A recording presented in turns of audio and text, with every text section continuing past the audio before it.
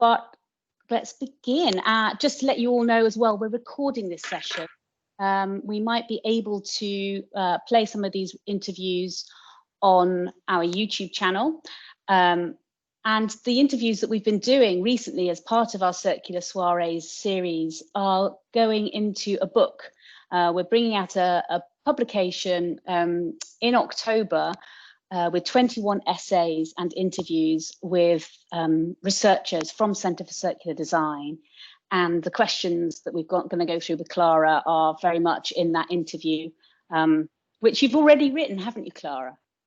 We've already done the interview once before on paper, so we know what the answers are. So, but maybe that we'll still get some surprises here today. Okay, so first of all, I'd really like to say welcome, Dr. Clara Vuletich. It's brilliant you could join us for this Circular Soiree session. We've been chatting across the bandwidth, haven't we, during lockdown, and having lots of ideas about how to work together. So the distance between us right now is nominal, because finally we're all online anyway. Yeah. So time zones aside, yeah, we don't really have so much problem thinking about how to collaborate. What time is it there, just out of interest? It is 8:05 in the evening. 8:05 in the evening. Okay, so you're not quite glass of wine time yet, or are you? No. Well, well, possibly. I might be just one. You might be a waiter to bring you on in halfway through. Okay, great. All right. Well, look, I'm not going to introduce you because this whole interview is about you, who you are and what you're doing. And we're going to kind of track right back in time. And I'm going to start by asking you about coming to do the BA in textile design at Chelsea. Can you tell us a little bit about what you were doing before and what brought you to enroll and turn up?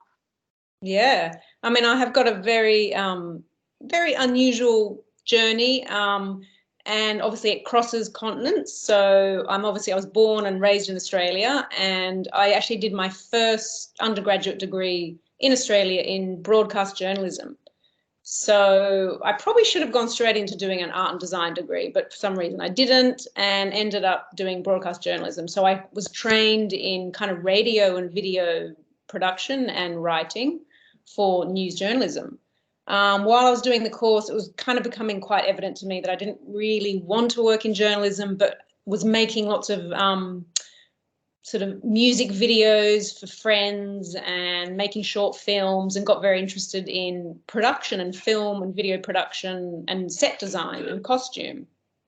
So after that, I packed my bags and came over to London. And it was only going to be for 2 years, you know, an Aussie backpacker on her 2-year working visa, and ended up trying to get, or did get some work in film production. It was quite hard to kind of get in. And then once I got in, I saw the kind of grueling kind of hours of film production and realized that wasn't for me. But anyway, a very serendipitous way, I ended up getting a job for a quite high-end fashion boutique, a woman called Yasmin Soul, who's now quite a well-known, I think, fashion consultant in London. She was an Aussie, and she had set up her own kind of, you know, fashion boutique. And anyway, I walked in off the street, and she offered me a job as her shop girl. So I ended up working literally kind of on the shop floor, selling to all the sort of celebrities. All the great stylists would come in, and it was a complete eye-opener to the world, you know, the fashion industry in London.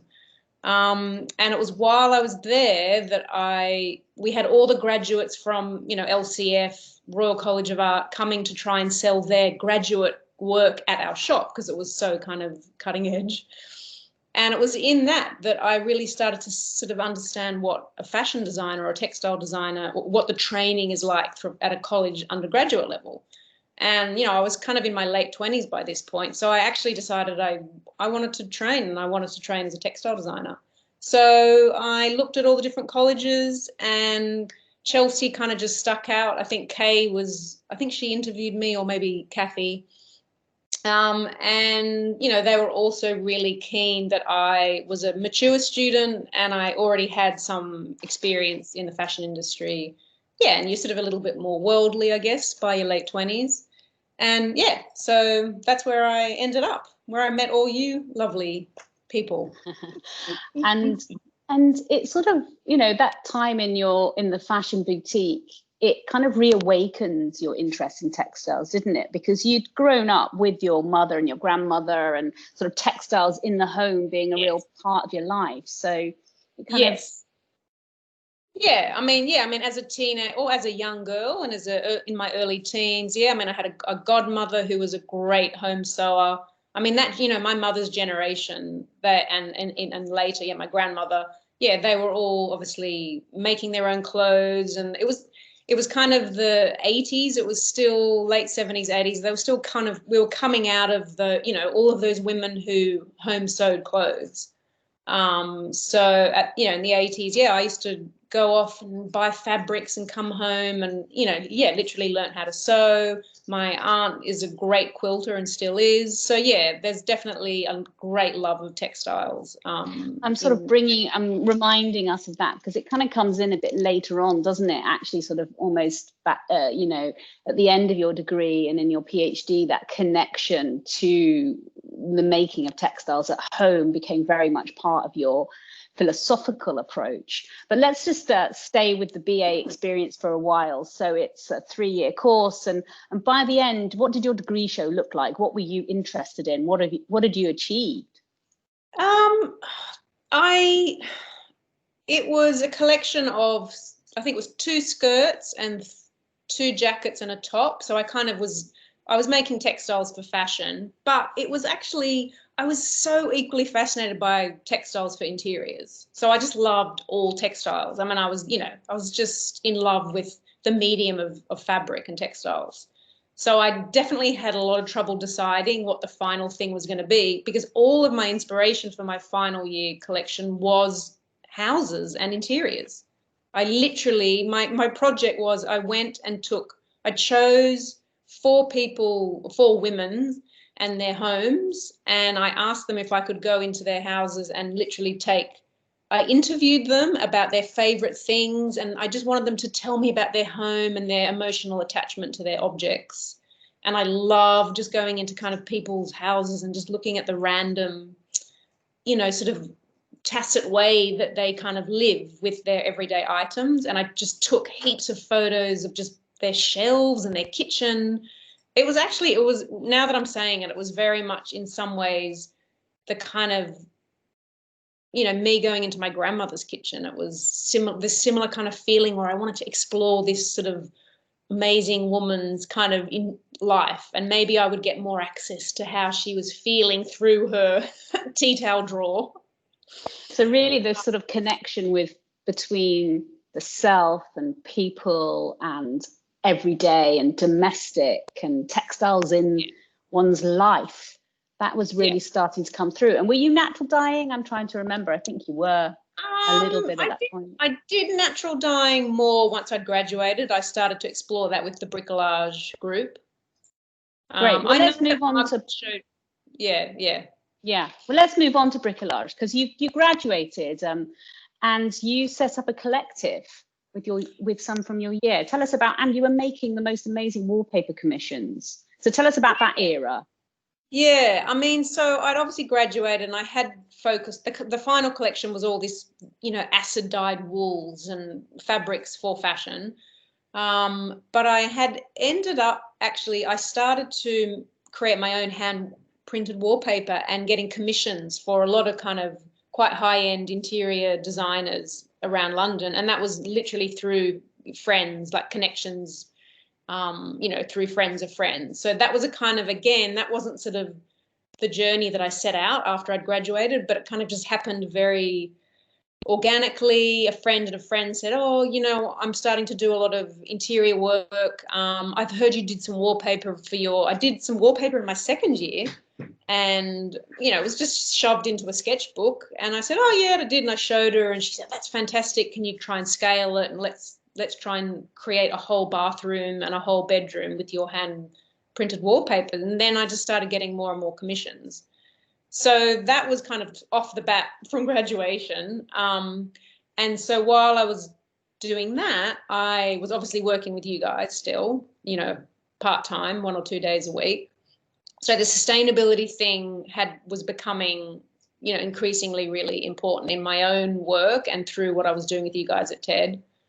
But let's jump in there, because actually that was really important. So there are these threads running through what you were doing. You were very much drawn to craft and the context of the home and the handmade. But I really remember your second year essay, and, you know, because you have this journalism background, it was really well researched and written. And that sustainability questioning started to really come out, which then led to you taking some time with us to become a research assistant in TED. I can't even remember the years now, but I do remember. 2007. Was it as early as that? Yeah. And that's my graduate. Yeah. You were wearing these two hats, really, weren't you? You were sort of doing your thinking and your reading and your writing and then your crafting, and they're kind of separate in a way, but gently interconnected at this point. Yeah, definitely. And I'm just trying to think the kind of the bricolage, so the creating a kind of all-female textile collective. I'm just trying to think what the kind of initial impetus for that was. I mean, it was primarily just it was a lot of my thinking that was going on, you know, with you guys around, you know, obviously fast fashion at that point was still, you know, the sort of primary business model that was leading the world, and we hadn't yet, as we have now, kind of got a slightly better understanding that's deeply troubling. But, you know, I was starting to think, oh, yes, all this, you know, a lot of fashion consumption. What can I do as a textile designer with craft skills? How can I kind of help to change this? Oh, I could teach all these amazing textile skills that we were taught at Chelsea, you know, darning, knit, embroidery, all of those are really, we're losing them as a culture. So as a designer maker, I could actually run workshops, or we could run workshops and help people to repair their clothes, for example. So I was starting to get a little bit more activist, I guess, in my work. And so I said to some colleagues who had been on the with me at Chelsea, let's set up a collective and let's try and do some collaborative stuff together. So we did. So there were five of us, and we called ourselves Bricolage. You know, very focused on, obviously craft, sustainability, and local, and kind of encouraging collaboration amongst makers. Yeah, and quite an important time, because you sort of had to be entrepreneurial, you know, find studio space, access equipment, and, you know, just sort of build your mini brand in a way, and having that group of people all supporting each other, all sharing facilities, equipment, contacts, photo shoots, you know, really makes that much more viable, doesn't it, when you're a Absolutely. Startup? I mean, I think it really came out of it. We'd all gone through the course together at Chelsea. So it was literally like, you know, it's such a rich, beautiful experience. You know, not only are you as an individual finding your creative expression through textiles, you're doing it, you know, in those beautiful rooms. I think, are they still all doing it in that beautiful room at, you know, Millbank, the BA, and it's just so atmospheric, and everyone's in there in their studios, and you're just living in each other's creative pockets. I mean, it's the most beautiful collaboration. I'll never have anything like it again. It's you're going to make everybody really sad. Because, it makes the virus. Well, no, just that the virus has really, you know, restricted the way that we're going to be working like that for a while. And but yeah, absolutely, we're trying to recreate those ways of working. You can never get quite the same buzz from being all together on a you know, Collaborate Ultra session, but art college is very much about being in the midst of all this creativity, and what you're giving and taking from it, which just reminds me actually that one of the participants is reminding you that you were teaching as well on the BA course when you were in TED, and they remember you for that. Oh, good. Yeah, exactly. So I was the portfolio career, like a lot of creatives, and especially after you first graduate, you just grab any kind of income stream that relates to what you think your passion is. And obviously, eventually, over time, it all narrows down and you get a little bit more focused. But I was definitely like, yeah, I'll do that. Yeah, I'll do hand-printed wallpaper. Yeah, I'll do some teaching. Yeah, I'll read Natural Capitalism by Paul Hawken, and completely, you know, opens your mind up to a whole nother sphere and understanding that I've got to now go to the next level with this, because the sustainability agenda in the fashion industry is going to be demanding a lot more from me as a designer, and that's the next part of the chapter. Yeah, and I think that, so, you know, you were sort of making a living, making a go of it as a graduate entrepreneur, and then you were coming into TED, and we moved into this space, but I'm finally doing some unpacking. I've got your notebooks from when you were a TED research assistant, and these boxes full of paper, because we weren't really digital at all then. And we were making an archive of reading materials and information, and we were categorizing everything that we could get our hands on. So we'd go to all these events, we'd read all the books, we'd follow up, find the reports. You know, it was a very physical, paper-based activity, wasn't it? And we were categorizing things, and then we were sort of coming back and talking it through. And eventually we got these categorizations out, didn't we, from doing different workshops and projects. So, and TED's 10 came out. And TED's 10, yeah, that's how we in some ways, it was almost like having the physical filing cabinet where we started to create the themes. That kind of helped, didn't it? Because then we would have our conversations, and then we had to kind of, categorize it into physical files. That started to help us create You've just made me realize something, which is, I think, because you were coming from this broad background of experiences and from Australia, and then you were living in the UK, and I really think you had this very wide open approach and viewpoint, which meant that you were collecting information and bringing it in and saying, hey, Becky, look at this. And then I with you was making the connections into what could that mean for textiles. So I suppose it's about, during that period, you, me and Kay really developing TED's 10 by reaching out from across the disciplines, across the practices and the great divides, and finding things that interested us, that felt relevant to the process of design, and then categorizing them. Hi, Phil. Cameras off, please, Phil. He's popped up. Our good friend Phil Hadridge. You can say hi if you want, Phil. You're on the recording now. It's going to be horrified. He's trained Zoom protocol, so. He has. We're talking about you, Phil. Yeah, sorry, I've just put my headphone on. Your voices were coming out of my computer in a sort of little miniature voices there. It took me a while to get my headphone on. So, Clara, hi, lovely to see you. And I'm sorry to interrupt. I'm sorry to be late. That's no problem at all, Phil. If you don't mind, we're going to have mics and cameras off until the questions a bit later. But just for everyone else, that was Phil Hadridge, who was actually one of our great collaborators from as early as 2009, 2010. And still working with us today. And you meet up with him in Australia sometimes, don't you? Yeah, we haven't actually yet, but yes, we are due to. Yes.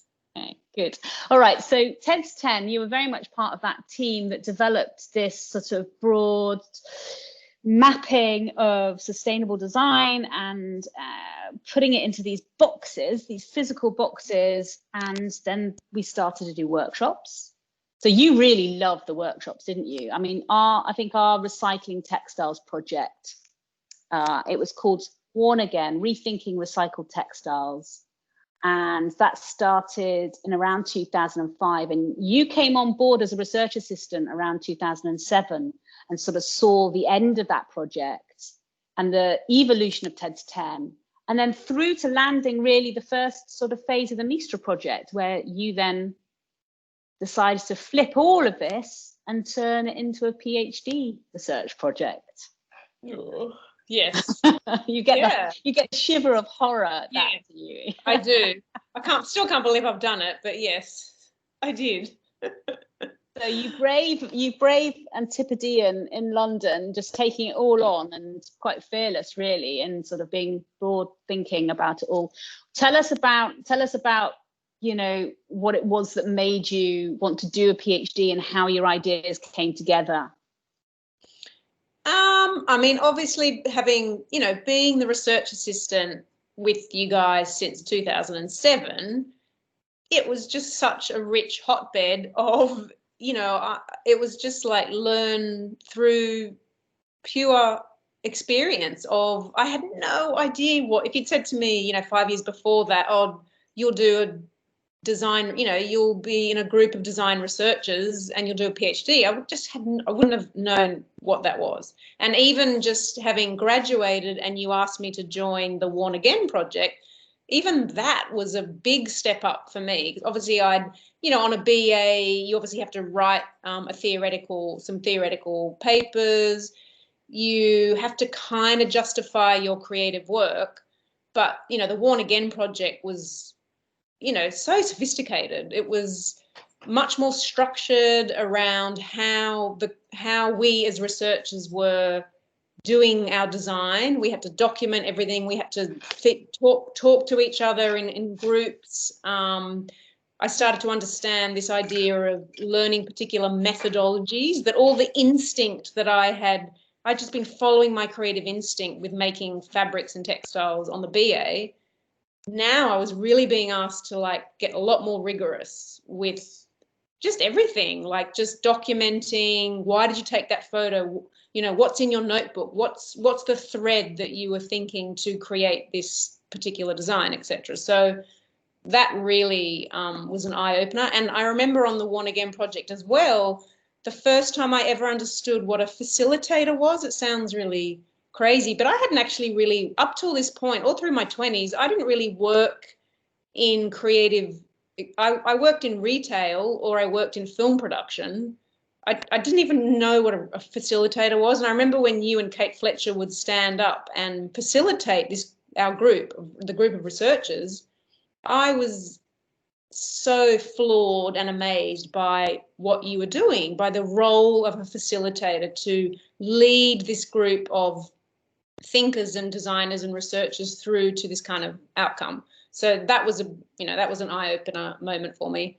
And yeah, obviously then I went on we started to design the 10 methodology, and we would go off, all through Europe, training all these designers and teaching in the UK.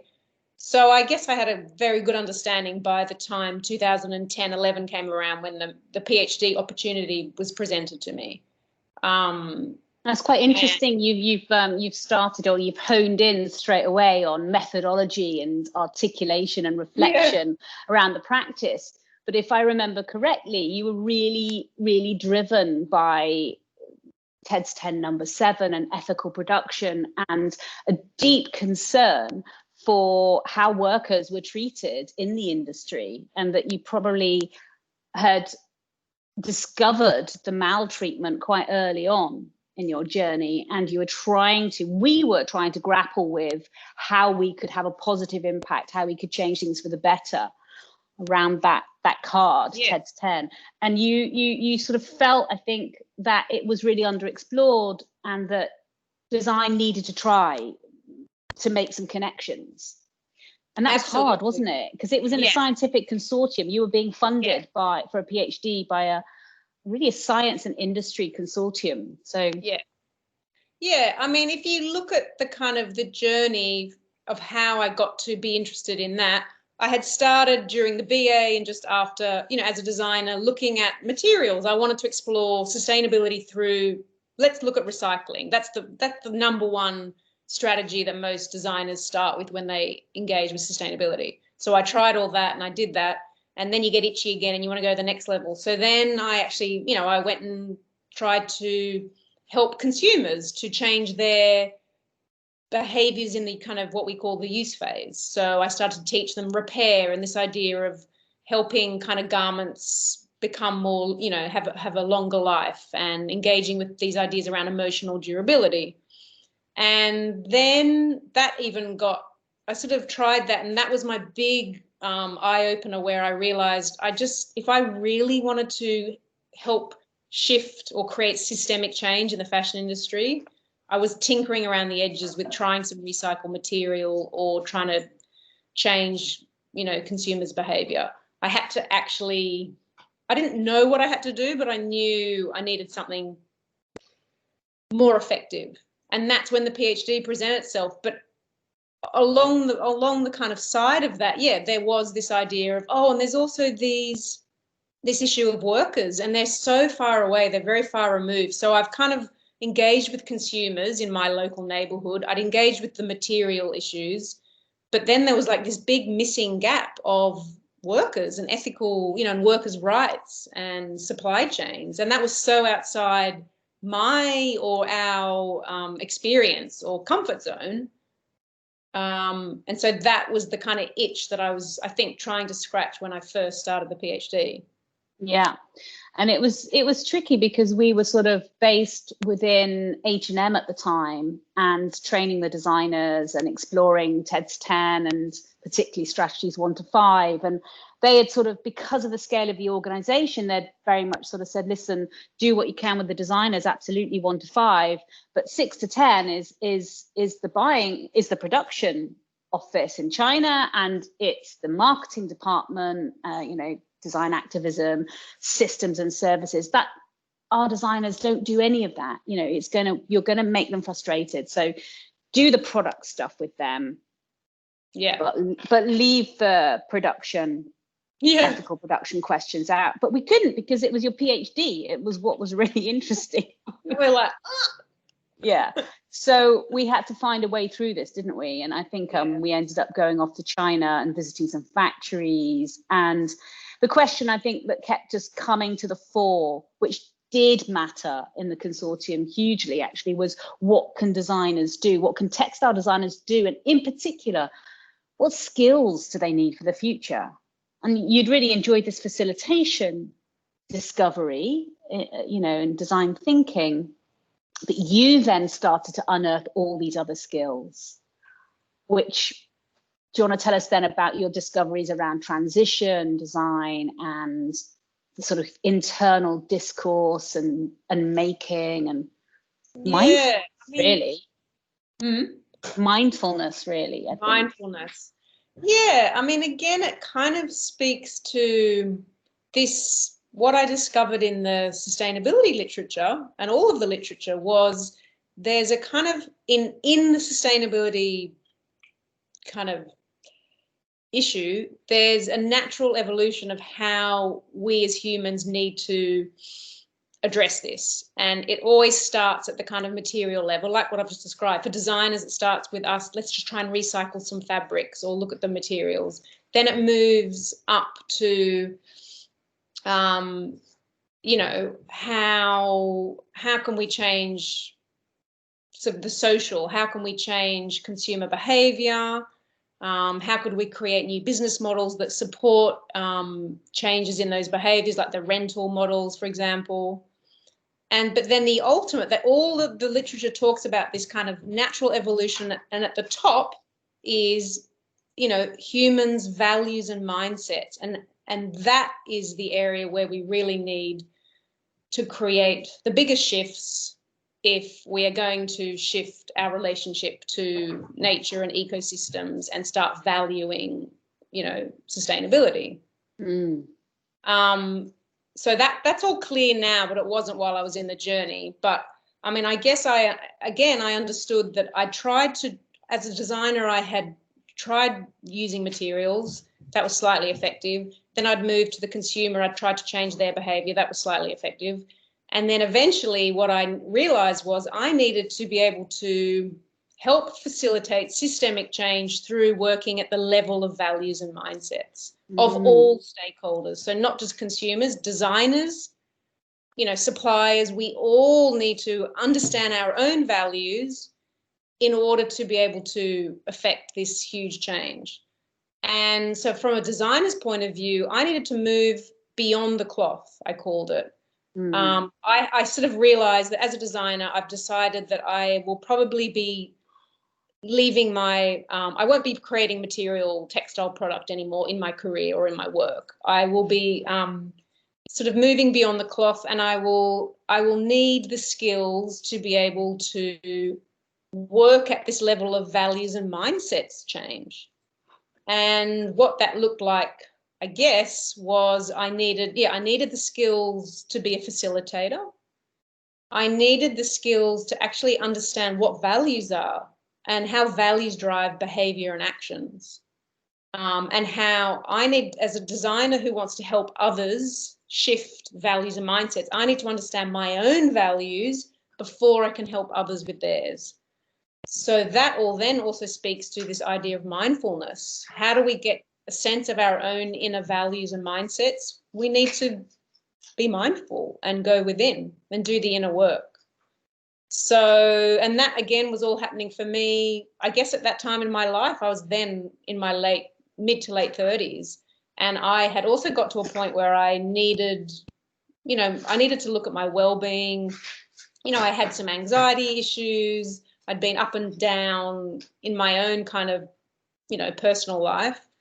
And I really understood I needed to kind of start to do some inner work. So I was doing that personally, but then I was also realizing that these are really useful tools for everyone involved if we want to tune in to, this kind of systemic change. So Absolutely. alongside that, I developed some tools to help myself and other designers if they wanted to start to facilitate these kind of conversations. Brilliant. Thank you. That was really articulate and well expressed. And it was I think a journey we went on together, me as your supervisor, of course, for about 5 years in the end. And we really had to work hard at uncovering what it was that was driving, where the insights were. We knew, we could feel they were there. We were unearthing them, and there was this sort of activity, but we worked incredibly hard, and it was a really brave sort of journey. And I still remember explaining, you weren't there, you were in Australia at this point, but I explained to the consortium, your PhD, and you'd created something at this point called the green cards. So everybody knew TED's 10, but I was able to say, this is like decorating. This is the undercoat. You do your values work. You uncover your values. You understand yourself, your interests and your impulses as a designer, but as a consumer too. You do some inner work. Then you begin. You go back to being a designer, and you make some decisions about what you're designing, why you're designing, and what that's about. But also that follows through into how you're living your life, how you're making decisions, and that we have this much more kind of connected, holistic way of existing and moving forward. And it was at that, and you're right, it was very challenging, I think, for both of us. But also it was a bit, it was quite outside the box, and it was quite challenging to have this, the personal. I think I wanted to bring more personal into it, and you kept kind of rightly saying, no, hang on a minute. I think because I can tend to kind of want to overshare about the inner work thing. And I think there's got to be a balance between the personal and the professional. So there's that kind of challenge of how much do you bring into, how much personal do you bring into the professional? But equally saying that, even since this and in the last 2-3 years, there's just now such a deeper understanding that, we as workers and as people in careers and in jobs, and especially when you're working with kind of value-based work and with people who want purpose, you have to understand the individual employees. They have to be encouraged to kind of tune into their inner work. And you see it you see it more now with, yoga and meditation being taught more in kind of in organizations. So it's become much more acceptable. Yeah, it has. And I think you picked up on that ahead of the curve, which is exactly where research should be. And then let's go on to talk about then, I think before you fully completed your PhD, you gave a TED talk in Sydney, where you turned the lens into focus. Let's say that you are now in this position of having a lot of expertise and you have different lenses. And the lens that you twisted into focus for that TED talk was very much about consumers and what they needed to be looking at, needed to be thinking about, and how to question their decisions. So I'm sure people have watched your TED Talk. In fact, a great number have now. Quite impressive figures, Clara. But just a little recap for everybody, you know, what that was about for you, what those messages were about for you. Yeah, I mean, the consumer angle wasn't probably my first choice, but, you know, we're so, you know, in our space, in our world, we're very focused on the role of the designer and on industry. But for the general public, obviously, the consumer focus is the natural kind of I think that's the most interesting for the general person, because we're all fashion consumers. Not everyone works in the industry, so they don't have that industry specific knowledge that I had and that most of the PhD was about. So yes, you're right. I had to really adapt it to be sort of focused more on the consumer, and that came from the TEDx curators. They heard, oh, you've done a PhD on ethical fashion, they called it, and, you know, I sort of just described the research, and then, you know, they kind of basically said, look, just tell us tell the consumer what they can do to shop better, essentially. So I was like, okay, that's a simple brief. But and it wasn't so much, you know, what you had been exploring with your PhD, but it was incredibly important to put those messages out there, to put some of that, and put some of that primary research, some of those moments from being in factories, from experiencing that supply chain, and you know, sort of just making other people aware of some of the questions that they had to ask when they were buying clothes. Yeah.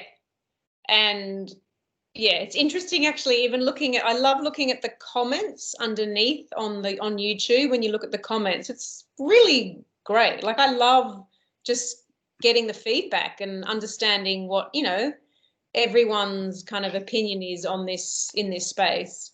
But, you know, I guess from my point of view, I wanted to kind of communicate two primary things. I definitely knew I wanted to tell it in a kind of story, because I could, you know, I did a lot of research. You can see the really good talks are, you know, people with these brilliant minds and fantastic complex ideas, but the best ones are when they really just tell a story. Yeah. So, yeah. You know, I knew I could do that because I kind of got my journalism background and the writing, and it came very naturally to me to kind of write it as a script, actually. I don't know how, but I just sat down and wrote it. And then the other key thing I really wanted to communicate was this big insight around values and the kind of the key importance of this. And it's the thing that most people don't want to address, because it is challenging. It does ask us to go within, and it takes the responsibility also off from everybody else. Like, oh, it's the brand's fault, or oh, it's government's fault, or they need to bring in a new policy, or that brand needs to do more. It actually brings it right back into us as individuals, and we need to get clear on our own values and our own shopping habits, you know, to really create this change. And I think that's really come into focus over the lockdown, hasn't it? I mean, how has it been for you personally?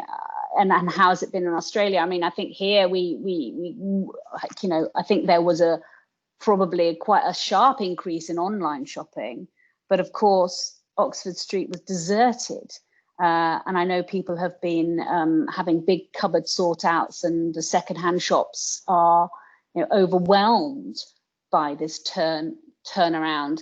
What do you think this has helped us sort of move towards a better sort of understanding of how we relate to clothes, what clothes are, where they come from, and our behavior, or do you think it's just people are gonna run straight back, as we saw on day one when the shops opened and they were all there queuing up outside some of the cheaper shops?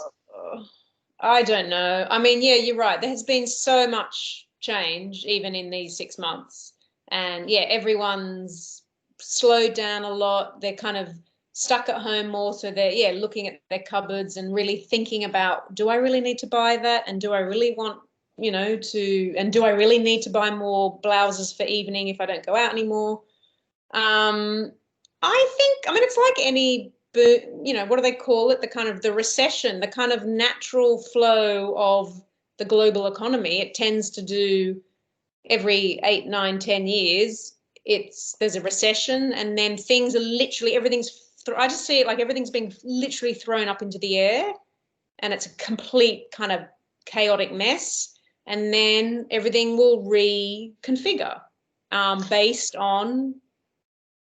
I mean, I think it's basically, it's inevitable that we've had more time to reflect. Yeah. Because, I mean, that's definitely been happening. But I think there's, in a way, we haven't had enough to help us with that reflection, to sort of inform us or guide us in quite the right way. And I still think there's a sort of lack of, you know, filmmaking, podcast making, storytelling, journalism, that makes the connection between our personal values and the choices we make around clothes, and how that makes us feel about ourselves and our identities and our sense of belonging and place in the world. And it just seems to me that we have more time to reflect, and yet people are kind of grappling for the information that. Now, and this is the theme I want to sort of end on, really, is you then, you know, completing a PhD and embarking upon consultancy work in the Australian industry. And you had, at this point, a really good understanding of the Swedish and Scandinavian and UK context. And then you arrived back in your native Sydney, and, well, Melbourne is your native, of course, but you arrived back in Sydney and you begin work out there. And what's that journey been like? Oh, yeah. I mean, again, it wasn't, you know, graduate or finishing the PhD. I wasn't necessarily thinking, oh, yeah, I'm going to go and work as an external consultant to fashion brands and retailers. I mean, I was doing some teaching, you know, at the university here at UTS.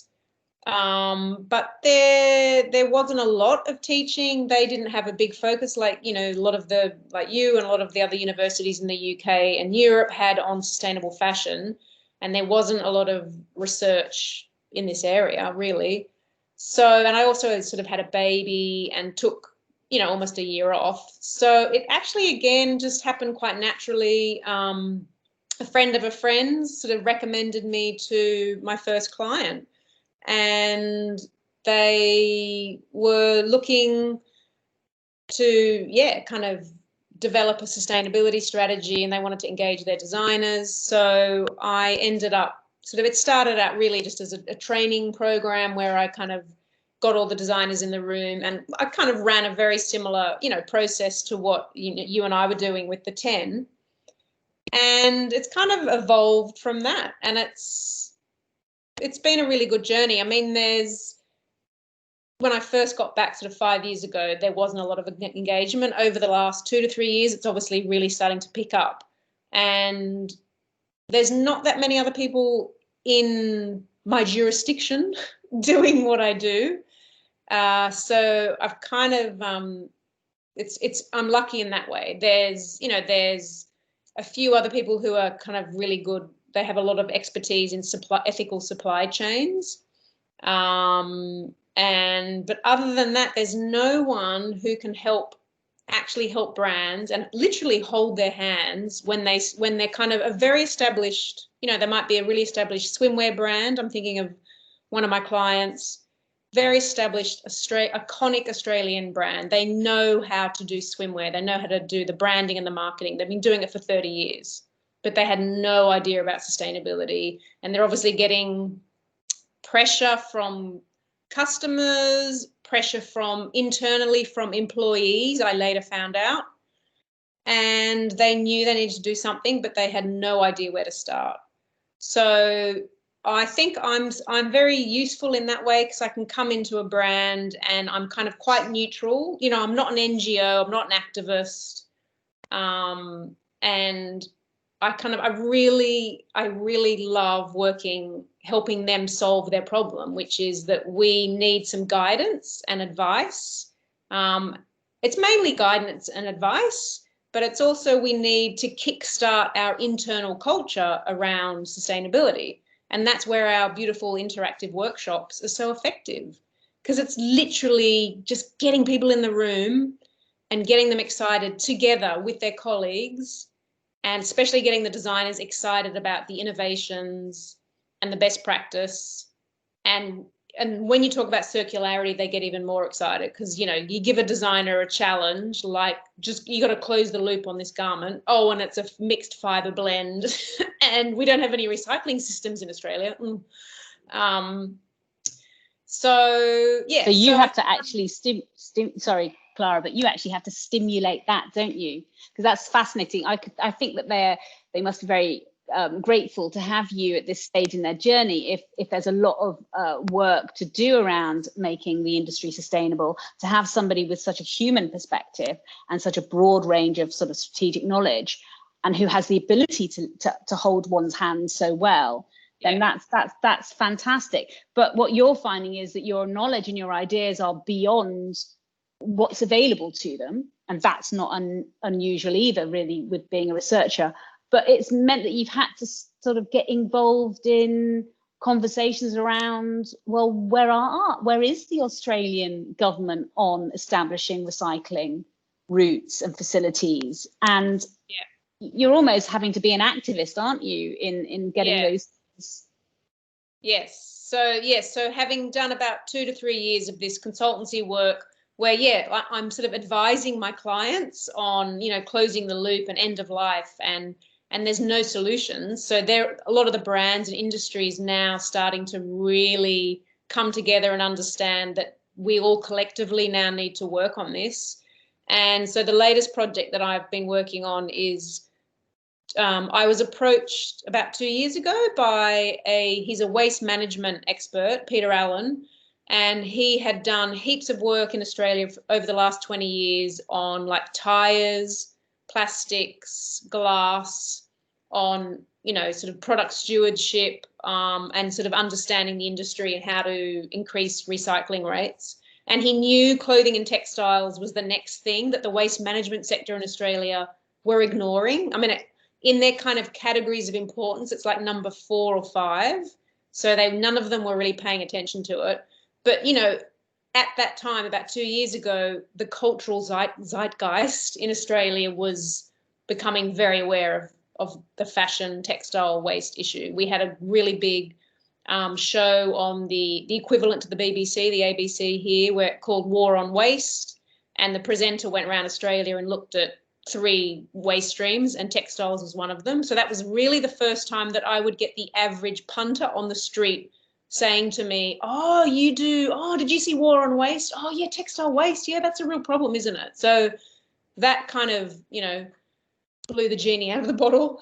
And anyway, so he approached me and just said, look, I'd love to work with you, because we have no data in Australia on the amount of garments or any types of textiles that are either imported or produced here that are used, and what's the kind of end of life pathways. There's no data.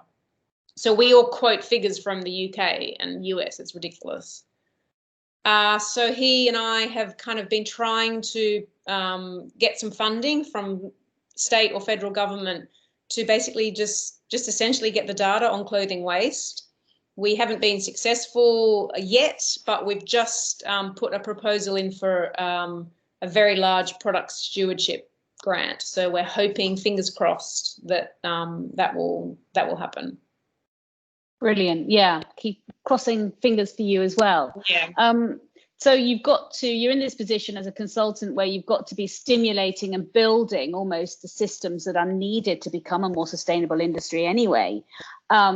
There's some questions coming in, so I'm going to start to pick up now on questions. So just to everybody who's on the call, we're going to pick questions off the chat bar and put them to Clara. And there's a couple coming in there about the brands. I think there's a concern there about how engaged industry actually is and how prepared they are to make a change. And, you know, thinking about when you're in a brand, do you ever push them to go against the grain and to say, well, that might be what you're used to, but you're going to have to change, and challenge them? And do they respond genuinely, or do you find that there's an element of greenwashing there as well?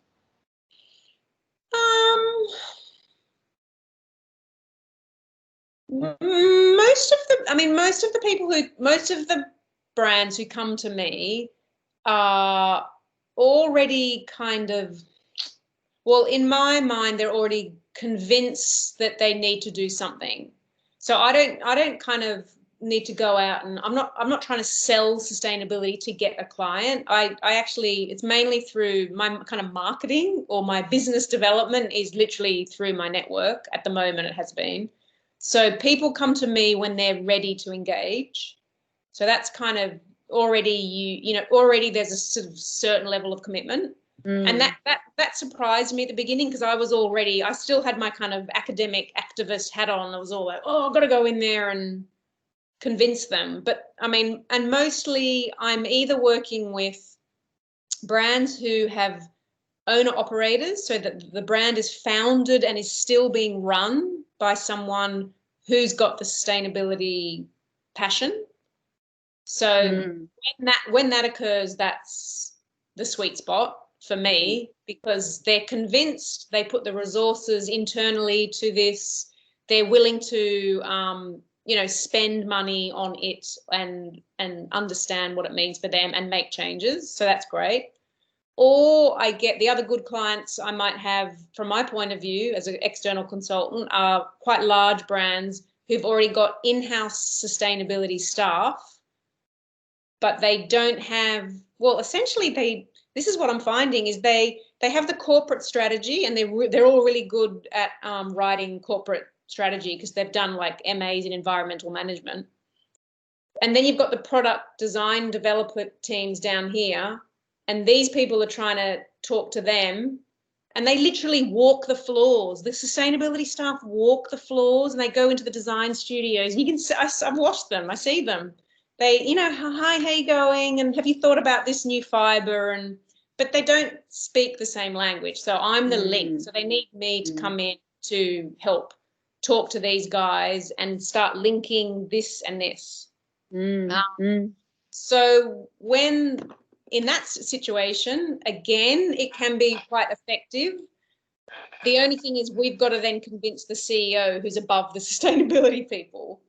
And again, each brand has been slightly different. Sometimes, like in one instance, I did heaps of great work with the head of design and the head of production, and there was no sustainability staff. And the CEO left us alone, I never saw the CEO, so he literally never came and saw what I was doing, which for me was superb, because we got to kind of experiment and try lots of new stuff. We rewrote their code of conduct. We redeveloped their 7 pillars of sustainability. We were making heaps of good progress. And anyway, then they got a new CEO, and he fired me and cleared everyone out. Anyway,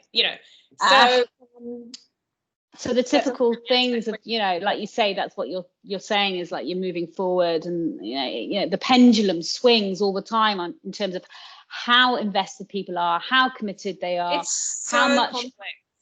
Funding goes into these activities, and the pace of change at the company, and you kind of got to ride that wave, haven't you? You've really got to.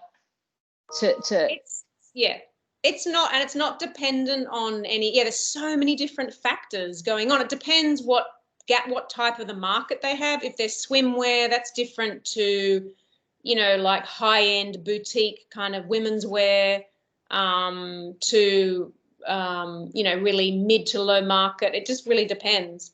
But I guess I can imagine what maybe some of the people asking those types of questions are thinking or wanting to really understand is, the elephant. We always talked about at H&M, the elephant in the room, which is you're selling too much stuff. And I haven't specifically had that conversation with any of my clients. But for example, in my second client, where I worked with the head of design and the head of production, the head of design, she'd done. I had come in just when she had done all her reading, like the moment I read Paul Hawken, and my sort of brain blew out of my head. She had just had that moment a few months before I met her, so she was all like all ready to go. And she's the head of design for like a major women's wear brand, and she was just like, we are making too much stuff. Yeah. And she was talking to the CEO and saying all this. So I don't know. I'm not sure whether she had any traction. Yeah, well, that's a tough one, isn't it? And probably other factors, environmental, economic, may sort of change those behaviors and models at some point. But it's time to finish. And I've got one last question, which is really because we've got some students online and, you know, they're looking at listening to your journey and thinking about where they are and what they're going to do. And, you know, what would your advice be to them? And if you were graduating now and you were going to start up something, Clara, what would it look like? Look, I mean, the world is slightly different now in that we all have to be our own brand. So I would actually say try try and do a little bit of reading around entrepreneurship and the mindset of an entrepreneur. So you need to understand we're not all entrepreneurs. And I think there is, especially on social media now, there's this whole thing about we've all got to be entrepreneurs and we've all got to be our own brand. I do think that to an extent, but I think you've also got to understand your own personality type. And some people just aren't entrepreneurial and they don't want to be. So don't feel the pressure that you have to be. So that's one thing. But if you do sort of understand the entrepreneurial mindset and feel like that is you, I think there's a really exciting time at the moment globally for people who have the entrepreneurial mindset. So, you know, you do need to become your own brand. You do need to understand social media. You do need to understand digital marketing. I've only just got my head around it now. If you do want to work in the sustainable fashion space, I get so many, you know, people contacting me. There is this there's a growing awareness both for consumers and for graduates in the industry, but there's just not that many jobs around, especially in Australia. I don't know in the UK. I mean, it's coming, but it's very slow and they're often at quite senior level, the jobs. So the only advice would be to literally do work experience, but you know, what you've kind of probably heard before, depending on wherever you want to end up, but especially in this sustainable fashion space.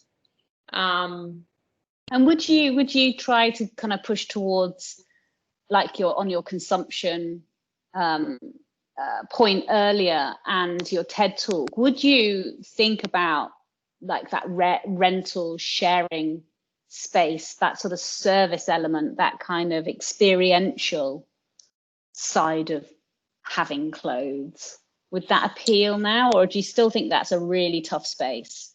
What do you mean, to work in, or to set up something which is about rental and circulating goods for a long period of time until they've totally worn out? And, you know, is that a model that you think is worth aiming for?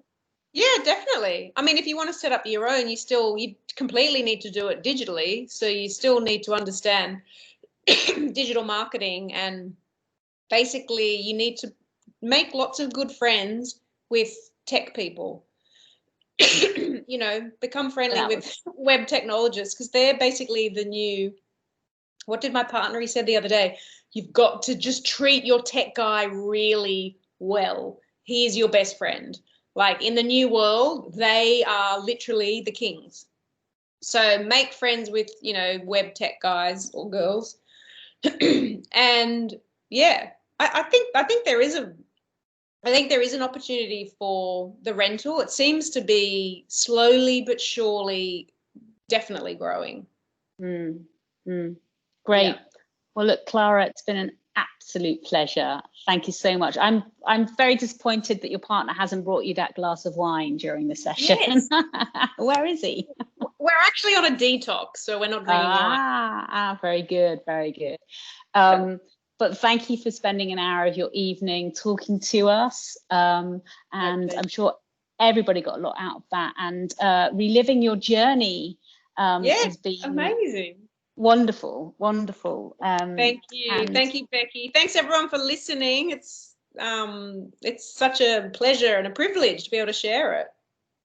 Well, congratulations. Well done, Clara. You're very much appreciated. And see you soon.